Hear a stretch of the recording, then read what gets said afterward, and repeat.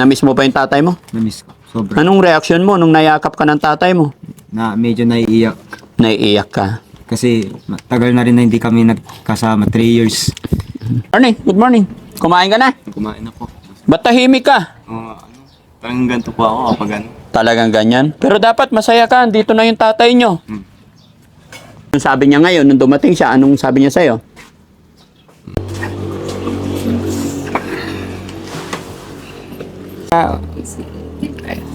Yung mga anak mo po, sobrang mahal na mahal nila ang nanay nila, ganun din sa tatay nila.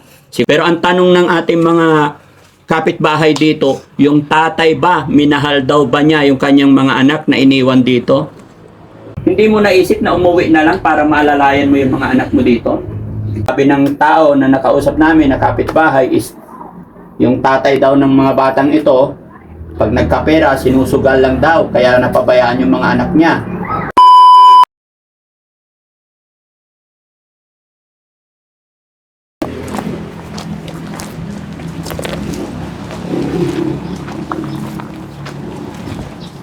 Apo! Magandang hapon. Ako po yung tatay nila. Ay, kayo po yung tatay. Initos po ako ng bumayo. Palos na rin po yung pamangkin ko. Hinatid lang ako. Ay, saan po kayo galing? Cavite po. Oo. Kumusta po kayo? Ito po. Mga ano ko, matagal akong hindi naka-uwi. Apo? Matagal akong hindi naka-uwi dahil dun sa naging problema ko rin sa katawan ko. Pero naka-recover naman ako. Ibig sabihin, may mga konting ano ba na lang na nararamdaman. Kasi nung time na napabayaan ko yung mga anak ko, kasi halos ko lang nagit na mga dalawang, siguro mga kulang-kulang, kung aabotin pa ako ng July, 3 taon akong nakauwi. Pwede ba tayo umupo, sir? Para mapag-usap. Hello, kuya. Sa si John Paul? Mga 6 po. Na pumasok. Si Alpolivic, kumusta? Okay lang po. Okay na, kumusta ang pakiramdam mo? Kanina may tusok-tusok pero ngayon okay na. Oo. Kumain ka na ba? Kumain na. Bali sila walang problema sa kanila. Walang problema sa kanila. May dala akong ano para sa'yo. Kasi alam ko hindi ka kumakain ng karne. Kaya ito dinala ko para sa'yo. Kainin mo. Tay, Para. kapag bigyan din sila nito. Hindi, meron pa. Aljun. Ito, kain kayong prutas, ha? Kasi mga kababayan, alam ko si Polivic hindi kakain ng anuman, gaya ng mga dinadala naming iba. Kaya, eto, bumili si Mami Rochelle ng grapes para itong alam ko sure makain nila. Kain ka para mawala yung ano? Sakit kanina may tusok-tusok eh. Nararamdaman ako tusok-tusok kanina. Pero ngayon, okay naman na ako. Opo. Wala na akong nararamdaman tusok-tusok. 11:48. Mga kababayan, nag-lunch na po ba kayo, tay? Kumain na. Ito po, dumatid na katatapos lang namin. Katatapos nyo lang. Kumain na. Ba't nagkakape? Bibiyaya isang pamangkin ko para daw gising na gising sa Ay, oo, tama yan. Sir, magandang ano, sir. Saan ka uwi, sir? Cavite rin po. Cavite galing pero tayo na siya dito sa Ano, iba siya muna. Ingat sa biyahe. Ito, pagkain, grapes.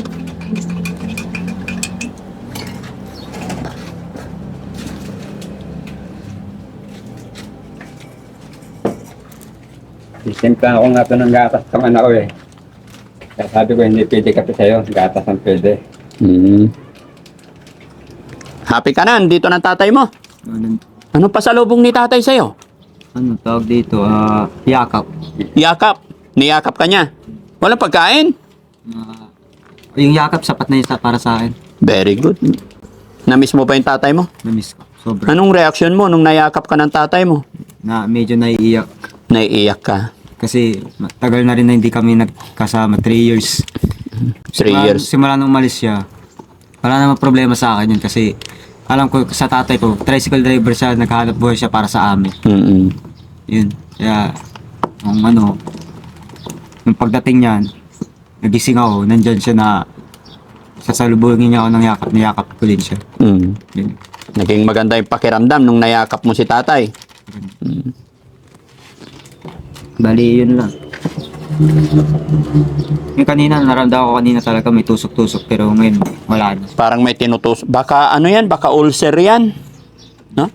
Kasi laging, siyempre, sa loob ng mahabang panahon. Kaya yung mga anak ko, iwanan ko talagang mga healthy sila. Nagulat nga ako. Pero kasi nung time na 2 years na pumapasok pa to, okay yung padala ko sa kanila. Itong bali, kulang na 7 buwan ako na po sa kanila. 7 buwan na ulit.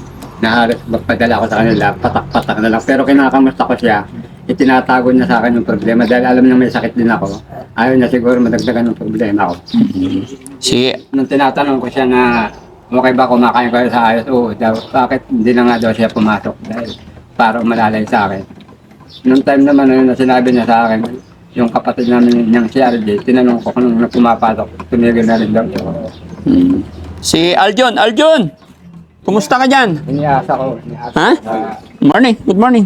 Kumain ka na? Kumain na po. Ba't tahimik ka? Parang ganito po ako kapag ano. Talagang ganyan? Pero dapat masaya ka, dito na yung tatay nyo. Anong napag-usapan nyo ng tatay mo nung dumating siya? Yung karanasan na habang wala siya. Karanasan nandito lang po kami sa bahay. So anong sabi niya ngayon nung dumating siya? Anong sabi niya sa'yo? Tatagal lang talaga pag kahit gaano kahirap yung tatay talagang No? yung harapin yung mga Haharapin yung mga pagsubok. Okay. At least nakita nyo yung tatay nyo sa haba ng panahon, no? Sana matulungan niya kayo. Sana gabayan niya kayo, no? Okay, so yun mga kababayan, mga kabarangay, isang mapagpalang tanghali po sa atin lahat. Saan man po kayo naroroon mga kababayan, Luzon, Visayas, Mindanao, ayan, mag-iingat po tayong lahat mga kababayan. Ganon din po sa ating mga kababayan OFW, mga kababayan din natin na nasa ibang bansa. At kahapon nanggaling ako dito dahil nilinis namin tong bahay. And then ngayon, dahil ayon sa mga kakapatid is darating ang tatay nila, kaya minabuti ng team na pasyalan sila. Thanks to God, nandito na po ang kanilang tatay. At kasama rin si Mami Rochelle na nagdala ng grapes para kay Polivic. No? So, pasok tayo sa loob mga kababayan para makausap natin ng maayos ang kanilang tatay, no? Para malaman natin bakit kaya natiis ni tatay yung kanyang anak na hindi mapasyalan sa loob ng 3 taon hanggang sa nakulong na yung asawa dito na wala nang hubot-hubad. Pero gaya na aking sinabi mga kababayan, wala tayo sa sitwasyon, wala tayo sa lugar, hindi natin alam kung anong mga punot dulo, hindi natin alam kung ano ang dahilan. Kaya habang nandito si tatay, kakausapin natin para may paliwanag din niya yung kanyang side dahil sa dami ng komento na aming nasasagap dito sa kanilang mga kapitbahay. No? Pero mga kababayan, gaya ng aking sinabi, wala tayo sa lugar, wala tayo nung nangyayari ang ganito. Wala po tayong intention na kung ano man, bad cause. Ang hangarin lang natin ay maayos ang pamilyang ito at makatulong ang Team Daddy Frankie sa abot ng aming makakaya. Kaya mag-comment po tayo na naayon lang at yung hindi nakasama or nakasakit ng ating kapwa. Tuloy-tuloy tayo mga kababayan. Tara, pasok lang kami. Kausapin ko lang si tatay ha. Kain kang grapes. Yan, kainin nyo. Hindi ba? Tay, dikit ko lang to tay. Para maganda, ha?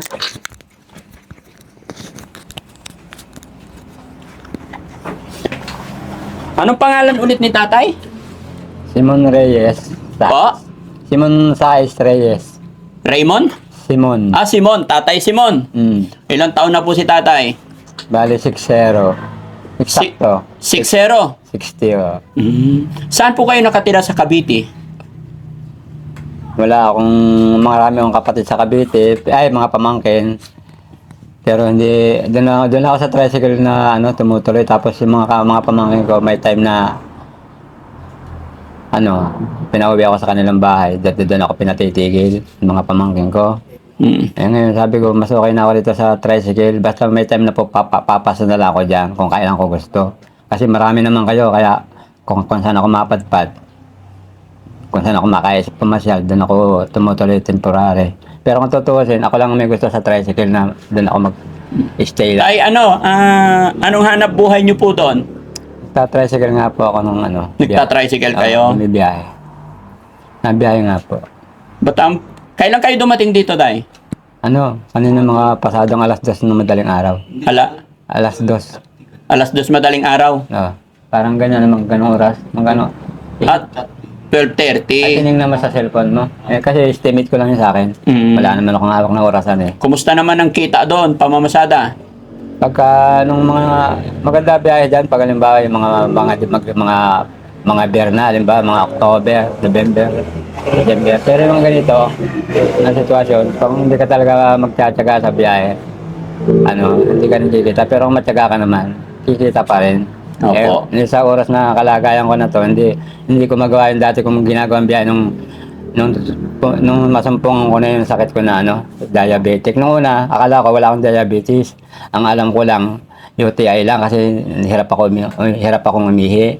Ngayon nung check upin sa doktor, sabi niya, yung diabetes mo hindi na kaya sa inom ng kinakailangan mag-stay ka rito ng mga 2 araw. Okay. Tay, totoo ba yung sinabi ng mga anak mo na kayo'y 13 magkakapatid? Ilan kayo magkakapatid po? Yung lalaki po, 13. Sa babae? 3 po. So, 16 kayo magkakapatid? Oo. Pero yung dalawa, yung dalawang magkasunod na taon, namatay na. Bali, 14. Pero all in all, 16 kayo magkakapatid. Oo, 14. Ang dami. Taga saan ka po talaga, Tay? Saan ka po pinanganak? Tubong Quezon kami, Chaong Quezon. Ang tatay ko, Batanggenyo, ang nanay ko, Quezon. So, sa lugar na to, Tay, may mga kapatid ka pa ba dito? Wala kahit isa. Wala kahit isa. Oo, wala. Tay, bago tayo magpatuloy, papakilala po ako. Bagamat siguro napanood mo na at naririnig mo na yung pangalan ko. Opo. Ako po si Daddy Frankie. Siya po si Mami Rochelle. Siya po ang aking paboritong asawa. Okay po. At ang aking mga team. Opo. Ano po? At baka magtaka kayo kung bakit ko natunton or narating tong lugar ninyo. May kapitbahay kayo dito na pumunta sa bahay ko. Pinapatulungan sana yung asawa nyo na nakakulong. Opo, salamat po. Nadatnan namin dito, Tay, talagang nakadurog ng puso, naawa kami kasi yung asawa nyo nung time na yon, tawag nito, hubot-hubad, tapos walang kain, ang payat. Opo. Alam mo yung ganon, Tay? Aware ka po ba na ganon nangyayari sa asawa mo? Ang asawa ko, nung panong kinakamasta ko yung mga anak ko, na diretso yung pagpapadala ko ayos, siya yung lahat ng binibiling ko na pakainin ng ayos, huwag palabasin sa kulungan dahil pag nakalayo, mas hindi siya kakain ng ayos pag nakakawala sa labas. Mas magandang nandito nakakulong, di bali nakakulong basta kasama kayong mga anak, nakakakain siya sa tamang oras ka ako. Pero Tay, alam mo po na hubot-hubad, wala siyang tinutulugan sa simento, basa. Ang sabi ko po sa mga ano ko, ganyan ang ginagawa may time na binigyan natin niya ng higaan dyan, 2 beses, ganito katre, yung ganyan ginagawa niyang hagdanan, sumasampa siya. Gumagawa siya ng parang paano makalabas, kaya yung bubong ko may nilagyan ko ng bago ako umalis, nilagyan ko ng yero yan, binalagbagan ko ng mahabang para hindi niya maitwala. Kasi pag tinayo niya yung aking yung mga ganyang papag na binigay ko sa kanya, 2 beses kong ginawa. Kung hindi man niya madali na makuha, wawaratin niya yung mga ganyan. Parang bagay na intindihan ko, kung may natitira siyang isip, siguro nagre-rebel rin siya. Ngayon, hindi ko na pwede siyang pakawalan kasi may time na Ano po, Tay? Pag may natitirang, pagka siya po ay, alam ko pong may natitira, pagka nagre-rebel siya na nagwawala siya, alam kong inis na inis siya sa sarili sa ginagawa ko sa kanya dahil siyempre hindi naman niya gagawin yung magwawarat ng magwawarat. Kung halimbawang ang isip niya ay talagang mali, ibig sabihin, hindi niya sasadyain na waratin yung kanyang higaan. At magpapakita sa akin na parang galit na kaya ako ginagawa to, nandito ako nakakulong. Tay, may tanong ako, huwag ka sana magalit. Siyempre, ilang taon na sila dito yung mga anak mo, tapos nandoon ka. May asawa ka po ba doon? Ako po, never ni minsan pamala ng maging pamilya ko sila ni minsan. Ang asawa ko ganito yan Opo. Pag walang sakit yan, kasi teacher yan, matagal na nagturo yan, mga 23 years. Pag nagkasakit yan, sa kanya lang sasabihin meron akong babae. Pero kung wala siyang sakit, wala man, hindi isang babae, walang mabanggit. Kumbaga parang pag tinamaan na sa sakit, parang ang ramdam niya ng bababae ako. Pero kung talagang ako nang bababae, kahit wala siyang sakit, sasabihin niya nang bababae ka, no? Di ba? Pag time na wala siyang sakit, minsan, nagsasama kami ng maayos, hindi walang binabanggit na babae. Pag may sakit lang siya, sa kanya nasasabi yun. Kaya sabi, sa madalit salita, pag nagsalita na siya ng ganyan, sintomas na yung sakit niya, sumisigi na. Tay, natatandaan mo ba kung kailan ka umalis dito nung iniwan mo yung mga anak mo't asawa? Anong taon po 'yon? Parang 23. 23. 23, ano yun, July. Mm. July. Tapos ngayon ka lang po nakabalik. July, ano? 23, 24, 25, 26, tama. Tapos tayo ngayon ka lang nakabalik mula nung umalis ka. Oo, ngayon ako nakabalik. Anong naramdaman mo, tay? Anong sumagi sa puso't isip mo? Bakit ngayon bumalik ka after po na ilang taon? Ano po? Nung makita ko na nga yung anak ko na interview sa ninyo yung bunso ko. Opo. Tapos itong yung panganay ko. Opo. Doon. Yung tao, ibang tao nga, naiyak eh. Ako pang magulang, hindi mo. Nung napanood mo yung upload ko na umiyak yung anak mo, umiyak yung panganay, at nagsasabi sila na kailangan nila ay pagmamahal, kaya sila nagkaganito. Alam mo ba tayo nung nangyayari sa dalawa mong anak, si Polly Vic, tsaka si Aljon, alam mo po ba yung nangyayari sa kanila? Palibhasa nga eh, parang ayaw niya. Bilib ako sa mga anak ko. Nagtiis din talaga. Kasi, imbis na sabihin niya tayo nagkukulang kami dito, hindi kami nakakaya sa tamang oras. Pag kinakamusta ko sila, okay lang kami dito tayo. Nag-ahanap buhay kami magkapatid. Yung pangatlo at saka yung si Alpi. Nakakaraos kami rito. Yung pala, nagsisinungaling lang sa akin si Alpi. Ang naghahanap buhay. Alam mo ba tayo, nung pagdating ko dito, awang-awa ko sa kanila kasi kunti mo dyan sa kabila, punong-puno ng basura. Kumbaga, nanahimik na lang si Aljon sa taas. Tiniis niya lahat yung gutom, yung pangungulila sa magulang. Di ba? Opo. Sobrang hirap ni Aljon. Tignan mo yung anak mo tayo, umiiyak. Opo.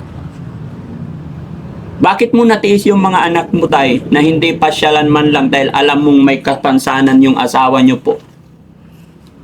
Doon sa side na tanong niyo yung sa asawa ko, kaya hindi ko sila napasyalan. Dahil nga, sabi ko, hindi ako uuwi. Dahil sa yung una hanggang 2 taon, maayos yung pagpadala. Para nag-aaral pa sila, para masustintihan ko yung yung pag-aaral nyo, saka yung pagkain natin. Kaya hindi ako uuwi. Sabi ko, hindi rin ako uuwi hanggat wala naman din akong puhunan dyan para magtambay lang dyan. Kasi sumubok akong bumiyaya rito ng tricycle. Mas mahirap ang biyahe ng tricycle. Pero tayo, nung napanood mo po yung upload ni Daddy Frankie na umiiyak yung mga anak mo, ngayon pa lang tignan mo po at tayo, tignan mo yung anak mo tayo, umiiyak. Opo. Ano ngayon ang naramdaman mo na after all na nandoon ka sa habang panahon nagsasaper na pala yung mga anak mo dito na halos wala nang makain, halos ma-depress na sila. Nakita mo naman siguro nangyari sa panganay. Ano ngayon ang naramdaman mo tayo? Kung ano po yung nararamdaman nila, ganun din po ang nararamdaman ko. Hindi rin po ako, may time po na talagang hindi rin ako nakakatulog na sabi ko sa sarili ko, ito na nga yung sinasabi na gusto ko umuwi. Hindi ko magawa umuwi dahil unang-una,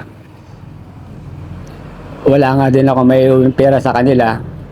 Kung hindi nga lang kayo nagpakita, malamang ganito, diretso pa rin ganito ang namin, sitwasyon namin.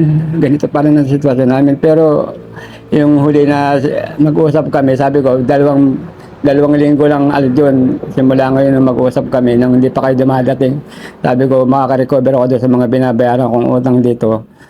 Babalik ko na ulit yung pagpapadala ko sa inyo. Pero kinakamusta ko, sabi ko, bakit payat kayo? Ba't naglilipasan ba talaga kayo ng gutom? Hindi siya sumagot. Sabi ko, alamang hindi nga kumakain ng tama sa oras kasi hindi niya ako sinagot na upo tayo. Hindi, wala siyang sinagot. Talagang pinaglilihim na sa akin na yung okay sila, parang kahit nahirapan na sila, okay pa rin. Kasi siguro na pinaiparamdam ko din naman yung pagmamalasakit ko po bilang magulang sa kanila. Siguro iniisip na nang naramdaman nila na nagkaroon din ako ng sakit para hindi rin ako siguro ma-depress. Ramdam ko yung pagmamahal din nila sa akin. Kaya sabi ko, Yes po, tay. Kung sa pagmamahal sa magulang, tay, sa pakikipag-usap sa ikli ng panahon na nakilala ko si John Paul, si Al Polivic, tsaka si Al John, naramdaman ko kung gaano nila kamahal ang kanilang tatay. Sobra. Kahit gaano kahirap yung pinagdaanan nila, tay, hindi nila kailanman pinag-isipan na hindi maganda yung tatay. Halika, ano? Halika. Ayan, galing sa school. Upo ka doon.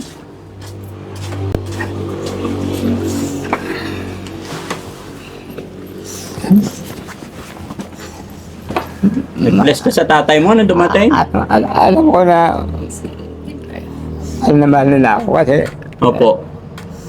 kaya ko nasabing gano'n naman nila ako. Dahil unang-una nga, yung mga tinatanong ko sa kanila parang Pero tay, wait lang tay, hindi kita mapatapos. Tay, hindi kita mapatapos. Huwag mo sanang mamasamahin yung tanong ko sa'yo. Gusto ko lang din maging klaro, lalong-lalo na sa ating mga tagapanood. Gaya ng sinabi ko tay, yung mga anak mo po, sobrang mahal na mahal nila ang nanay nila, ganun din sa tatay nila. Siguro na napanood mo yung sinabi ni Al Polivic. Pero ang tanong ng ating mga kapitbahay dito, yung tatay ba, minahal daw ba niya yung kanyang mga anak na iniwan dito? hindi na po ako magsasabi niyan. May mga ano ko na lang po. Hindi, kayo po ba, minahal niyo po ba yung mga anak niyo? Sobra po ang pagmamahal ko sa mga anak ko. Sobra po ang pagmamahal ko sa kanila. At yun po kahit alam din ng mga anak ko na mahal na kung siguro ako kung hindi kami hindi magandang relasyon namin kahit ganito kami na kalagaya. Siguro mismo sa kanila namang gagaling may mga isip na yan. Ang tatay ko ganyan kasi ganito, ganyan, pinabayaan kami talaga sa ere ng diretso. Pero mga bata yan, magsasabi ng totoo yan. Nagkulang ako, kinapos ako, yun ang totoo nun. Kinapos ako sa kanila. Dahil una-una, medyo umirap ang biyahe dahil hindi naman ako bumibiyahe, hindi naman ako makapunta ng biyahe dahil kahit hanggang ngayon nararamdaman ko pa yung dalawang taon na nararamdaman ng pamamanit ng bitito. May time na pag pinilit kong bumiyahe, kinabukasan, hindi naman din ako makakalibabi, sinagat ko yung biyahe mga banda. Sumagat ako ng alas 11, alas 10 ng gabi. Kinabukasan, kung kumita man ako ngayon, araw na to, kinabukasan, hindi ko naman may biyahe. Simula lang naman nung maramdaman ko yung karamdaman. Pero nung wala pa ako nararamdaman, diretso yung sabi ko, dalawang tanong kong diretso yung nagpapadala sa kanila. Nung wala pa ako nararamdaman, diretso ka din ang napapadalahan. Tuwing makaluwa. Magkano pinapadala mo tayo? Kung hindi 1,000, 1,500, tuwing makaluwa. Pero nung bandang ulit, pitong buwan na yata. Ang mga 7 buwan ka na hindi napadala. Nagpadala man ako, patak-patak na lang. Kumbaga, parang yung sinabi ng anak ko na nagtatrabaho sila, parang yung nagtatrabaho naman sila. Sabi ko yun sa akin, kung hindi nakulang man ako, kahit pa paano magbigay ako para, pero alam kong hindi sapat. Pero sa Cavite tay, nandoon ka, sarili mo na lang binubuhay mo doon. Sa Cavite. Opo, doon sa pinagtatrabahoan mo, kung saan ka nagtrabaho. Maaalala na lang ako sa sarili ko. Itong mga huling buwan. At saka kasi, anong nangyari, mabait yung pinibiyayan ko ng motor. Parang palagay ako loob ako na hindi na naka-boundary ng ilang buwan. Naipunan ako ng boundary, parang pumatak ng mga 6 na buwan. Tay, kung 6 na buwan o 7 buwan na hindi ka maka-boundary, so ibig sabihin napakahirap ng kita doon. Hindi mo naisip na umuwi na lang para maalalayan mo yung mga anak mo dito? Hindi ko naisip. Hindi.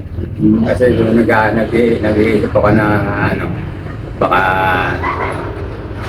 mayroong ibang may extra na trabaho. Yan Paul, Kahit kumusta ka? Ayos naman po. Anong pakiramdam mo? Nandito na yung tatay mo. Maganda na rin po. Maganda. Anong usapan ninyo ng tatay? Hindi na pa nakapag-uusap na nakatulog na po. Nakatulog ka na. Kanina umaga, bago ka pumasok, Mga nagre-reply pa rin. nagluto kayo ng pagkain nyo. Aljun! Ba't umiiyak si Aljun? Kasi, sinabi ko sa atin yung iba po, halos nagpupulang. Yung hindi po namin sinasabi sa kanya yung kasi minsan po kasi hindi po namin sinasabi kasi minsan po si tatay strict nung dati nung mga bata pa kami masyado siya Stricto yung tatay nyo. Opo, pero ngayon po, naiintindihan ko po kasi yung nanay ko po, kaya ko po siya napabayaan din kasi hindi ko po alam yung totoong kwento, yung kwento niya, yung nakausap ko yung pangalo ko pong kapatid, si Ate po, nag-aalaga po sa nanay ko. Naunawa ko po yung nanay ko. Tapos yung tatay ko, hindi ko namin sinasabi ko kasi gusto ng dati. Kasi yung bagay na gusto niyang pagawa sa amin, hindi namin magawa kasi self-problem, minsan sa pagsusugal niya, sobrang pagsusugal niya, hindi kami napapansin, minsan kaya hindi namin sinasabi sa kanya kasi baka kung ano isipin niya, Sa pagsusugal ng tatay mo, minsan hindi kayo napapansin. kaya minsan iniwan kami ng tatay, yung mga pinsan po namin, kung ano yung iisip nila sa amin dito Pero yung si kuya ko pag si Alpe, maayos lang talaga, yung February lang siya bumigay, kung ano yung lumalabas sa bibig niya. Last February, bumigay na si Kuya Alpolivic.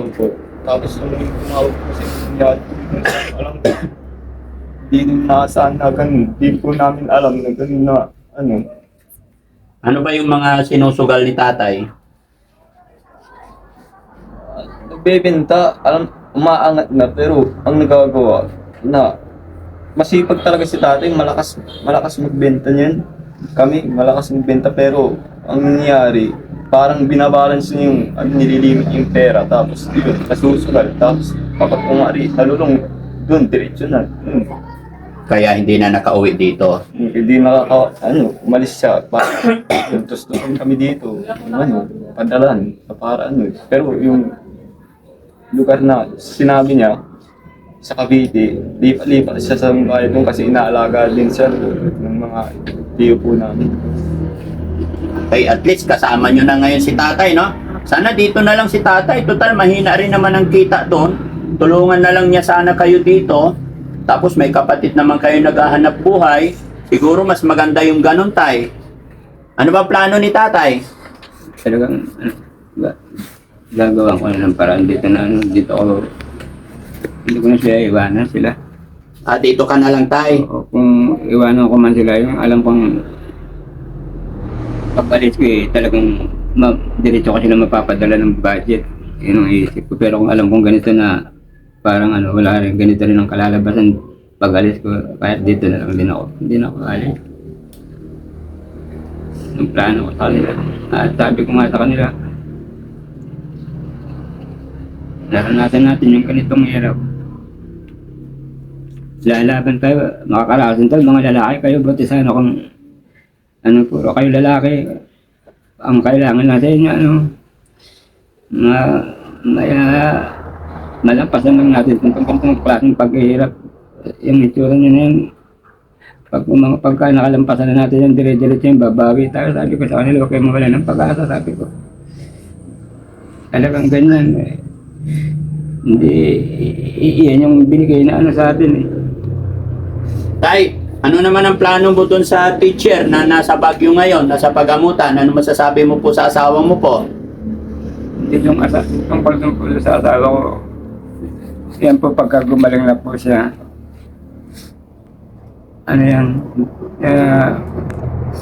Parang balik sa normal, parang walang nangyari. Yung pagsasama namin, hindi naman kami nag-aaway nun pagka maigi siya. Minsan hindi kami nag-aaway niya. Saka lang yan, parang nakakaano kami pagka yung sabi ko ganyan, sumisige na naman yung Thomas, may inumin mo yung gamot mo ako. Hindi niya inumin yung gamot niya, yung maintenance niya, kahit marami siyang gamot, hindi niya iniinumin, talagang didiretso niya hindi iniinumin. Kaya yun ang kalalabasan niya, pag hindi siya nakainom, ilang araw lang hindi siya nakatulog. Hindi niya na alam kung saan siya, kung hindi niya na alam kanyang ginagawa, lalayo na kung saan. Pag pinabayaan ko naman yan, kahit mga isang linggo, wala yan dito. Pupuntahan doon sa may, papuntang Tagupan, doon sa may beach doon siya naglalaro. Kaya nga po, tay, sabi ko nga po, nasa pagamutan siya ngayon. Binabantayan ng isa mong anak. Ano po ang plano mo? Ngayon nandito ka na. Ano pong plano mo po? Pupuntahan mo po ba siya? Papasyalan? Ang sabi ko po, nakausap ko yung may nakabantay na anak ko doon. Oras na yung anak ko na si Alpe, mapagamot, mapacheck up. At sasamahan ko yan. Pagka... Hindi, Tay. Yung plano mo po, ang tanong ko po, hindi si Alpi. Yung asawa mo po doon, ano pong plano mo? Dahil ilang taon mong hindi nakita. Pagdating nyo po rito, nandoon sa pagamutan, anong plano nyo po? Papasyalan nyo po ba? O ano po? Sabi ko, papalitan kita dyan. Sabi ko sa kanya. Opo. Kasi unahin ko lang ako si Alpe na masamahan to kung mapapagamot. Siyempre, problema ko rin to eh. Opo. Pagka ito ang tingin ko kay Alpe, makainom lang to ng gamot na ibibigay sa kanya. Mga 1 week lang, back to normal na ulit ito eh. Ito, pinasok ng hangin ang katawan nito, ulo nito. Opo. Dahil sa gutom, Tay. Sa gutom. Sa gutom. Oo, ngayon sabi ko, oras ka ako na kung pwede nga lang na dalhin yan doon na kahit hindi ako kasama, ngayon ikaw pwede kitang pabalikin dito, ako naman ang pupunta dyan, sabi ko sa kanya. Pero kung mangyayari ka ako, yung kuya mo ka ako, kinakailangan ko alalayan, gawin ko muna, alalayan ko muna si kuya mo bago kita palitan. Kay Kuya Aldo, hindi naman siya masyadong si Kuya Aldo kung ipapalit sa'yo. Dahil mas sanay siya dito, hindi siya sanay siya Kuya Aldo sa mga ganyang style na. So ang plano mo kay Kuya Alpolivic, ipapagamot mo din. Oo. Dadalhin nyo po. Yan po, pagka yan po nakainom ng gamot sa tungkol sa anong klase ng kanyang pwede po yan pagka nakarelax na po siya, nakabalik sa normal, ako po ang papalit din sa dahil kung matatagalan pa yun, talagang kinakailangan palitan ko na yung kapatid ko, yung anak ko na yun na naandun kasi ilang 10 araw na yata, hindi ko na. Opo. At saka siya yung may trabaho, no? Oo. Siya yung naghahanap buhay. Oo. Para ang magbantay, yung walang hanap buhay, para may papasok na income. Oo. Pasensya ka na, Tay, ha? Napag-usapan lang dahil mula nung nakilala namin tong asawa mo at saka sila John Paul, talagang maraming naging tanong at sinasabi rin ng kapitbahay na ewan ko ba kung sasabihin ko to sa'yo, Tay. Pero napag-usapan na rin lang para mai-depend mo rin yung sarili mo. Kasi sabi ng tao na nakausap namin na kapitbahay is yung tatay daw ng mga batang ito, pag nagkapera, sinusugal lang daw, kaya napabayaan yung mga anak niya. Ano pong masasabi mo doon? Hindi naman po, pag sinabing isinusugal talaga yung mga ko talaga, hindi ko na talaga inintindi. Ako po yung nagsusugal,